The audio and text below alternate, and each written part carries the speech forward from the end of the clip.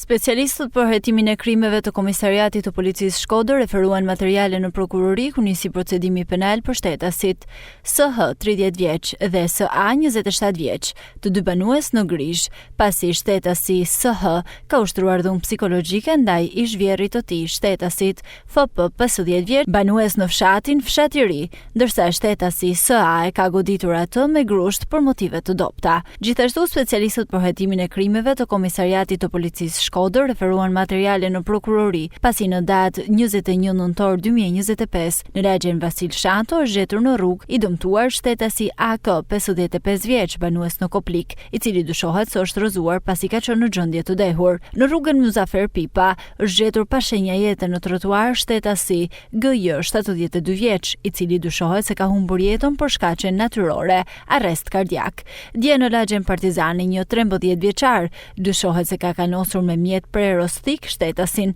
GA 34 vjeç, banues në Shkodër për motive të dobta. Specialistët për hetimin e krimeve të stacionit të policisë Velipoj referuan materiale në prokurori ku nisi procedimi në gjendje të lirë për shtetasin MF 34 vjeç, banues në Shelqet, pasi shtetësja EG 31 vjeçe, banuese në fshatin Pulaj Plazh, ka kazuar se 32 vjeçari për shkak të një borxhi të pashlyer i ka marrë disa pajisje elektroshtëpiake, tavolina dhe karrige në lokalin që ajo shtetase ka pasur në administrim. Materialet proceduriale u referuan prokurorisë pranë gjykatës së shkallës së parë të jurisdiksionit të përgjithshëm Shkodër për veprime të mëtejshme.